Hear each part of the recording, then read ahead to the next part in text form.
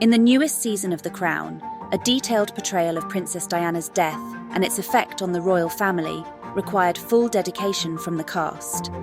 It's very difficult. It's very painful. Let's discover why the actors were required to give their best from the first take.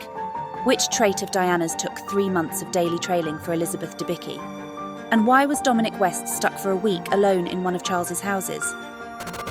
Zero room for mistake. The last season of the Netflix drama was all about glamour and luxury. The cast wanted it to feel as real as possible.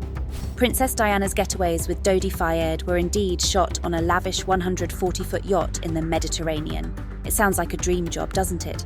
Well, not for Elizabeth Debicki and Khalid Abdalla. Renting such opulence comes at an insane cost, so they only had it for a very short time. Alison Harvey, The Crown's head set decorator, said, "We'd only have a half a day to get in the yacht, dress it and shoot it. You've got limited access. You've got to get everything on, then it sets sail. Then you're done for the day." This meant that the actors couldn't afford to make mistakes. There was apparently a rule to shoot the boat scenes in the first take. This was no easy feat, considering Elizabeth had to imitate Diana's most memorable moments, like that kiss with Dodi, and her time alone on the diving board. There was just something about that moment that felt very sacred, and it was very important that we got it right. By the way, it was quite a challenge to film on the edge of the diving board in the open sea, but the result was undoubtedly worth it. One more breathtaking moment in the show was Charles and Camilla's wedding. To film it, the team rented one of the world's most magnificent cathedrals, York Minster. Plus, over 500 extras played wedding guests. Here, time was also money. So Dominic West and Olivia Williams were required to film it as quickly as possible. How did they get so close to the original versions without a lot of takes? Well, thanks to the other strict rules. Deep research. While The Crown isn't a strict biography, the showrunners aimed for nothing short of perfection in their portrayal of the historic moments. So the cast had an unspoken rule to research as much as possible about that time period or event they were portraying on the show. There's a huge archive that we have available to us if we want to dip in. I did a lot of that. Elizabeth Debicki shared that she meticulously dissected Diana's interviews in between filming days. She also spoke with people who had personal experiences with the late princess. Dominic West, embodying King Charles, had a unique advantage. He knows Charles personally, as he is the ambassador of the King's Trust, so he's definitely familiar with some of the royals' traits. West also dove deep into his character's psyche. The actor read almost all the biographies on the king. He also rented one of Prince Charles's Cornwall cottages to learn as much about the royal as he could. I went there for a week just to sort of carry on my reading and research, walk around and think about him, and be in a place imbued by his personality. I went to Highgrove as well and joined a garden tour there. Things were a bit more complicated for Olivia Williams. She shared that there wasn't much footage of Camilla from the 1990s. At this time, Camilla keeps a low profile. The few documents I had to identify her were photos of her and Charles taken on the sly. So she was required to analyse poor quality paparazzi snaps and some random video footage. However, the deep research was only the start. Sounding accurate. Each member of the royal family has a distinctive accent and way of speaking. And The Crown strives for authenticity even in the nuances of language. This means the cast had to work with dialect and voice coaches. Who had the hardest task? Definitely Elizabeth Debicki. The actress is Australian, so it took 3 months of daily training for her to sound like a native British person. After that, she mastered Diana's particular distinctive tone and speech patterns. It's something I actually worked really, really hard on it because it felt like a super important thing to sort of give the audience that, because it's such an iconic voice and there's a sense of like wanting to do it as best I can, and I was super disciplined. Elizabeth said that she constantly had Diana's speeches on repeat during the filming process, all to enunciate every word like the late princess did. Despite being a native Briton, Dominic West also invested time and effort to adopt Charles's way of speaking. He speaks like someone who's very often frightened of saying the wrong thing, not saying first thing that comes into his head, not ever being ill-disciplined in that way because it just costs him so much if he says the wrong thing. And that affects your whole physiognomy. And it wasn't only the royal cast members who had to work on their speech. The actor behind Dodi Fayed, Khalid Abdalla, also trained to mirror Diana's boyfriend.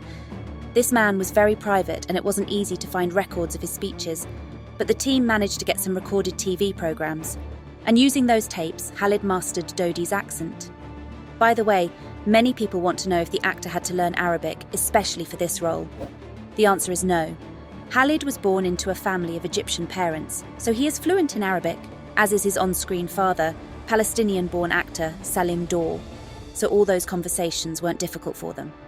Still, the Crown creators believe that the art of portraying famous people goes far beyond spoken words. Mastering royal body language, the Crown leaves no stone unturned in capturing the essence of each royal member.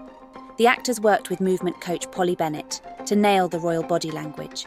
For Imelda Staunton, stepping into the shoes of Queen Elizabeth II required mastering the monarch's distinctive posture and gait.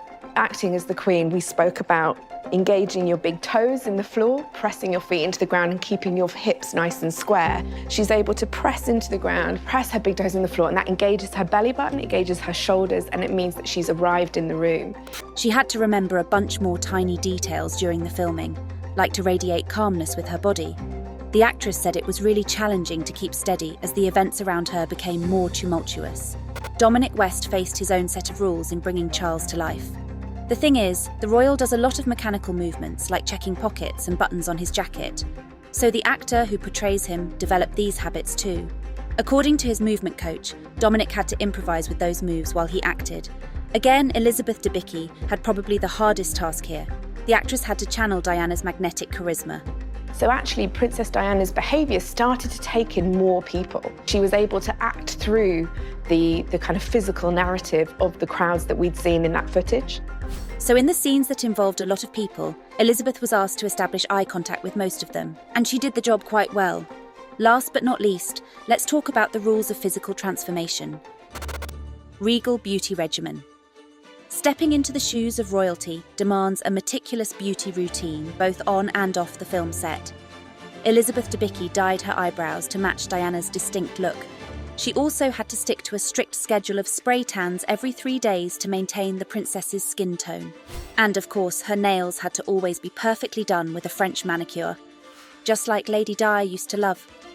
Recreating authentic royal hairstyles involved the extensive use of wigs. Each cast member had appointments with the show's wig maker. The actress behind Princess Margaret, Leslie Manville, said that it's not the most pleasant process. Where you have your head wrapped in cling film Yes. and sellotape, which is Cling film and sellotape and sort of weird and archaic. Moreover, there were lots of additional steps on set. Kate Hall, the show's hair and makeup designer, shared that they haven't used any prosthetics or lenses for actors. Instead, they implemented some makeup tricks. There was a rule on set to come early so the makeup artists could do their job. For example, it took 90 minutes for the team to transform Imelda Staunton into the Queen. The makeup artist explained that they worked quite hard to make her face read in that quite classic pink and porcelain way. Actually, every cast member had to be transformed in some way. Dominic West had a very specific item he had to wear: ear plumpers. I used to have little custom-made plastic pieces that made my ears go out. It was quite a faff, and they were quite uncomfortable, and they were made specially. Talk about attention to detail. However, without such a commitment, we wouldn't have had such a captivating show. If you want to know more about the cast, watch our next video, Real Life Partners of the Crown Actors.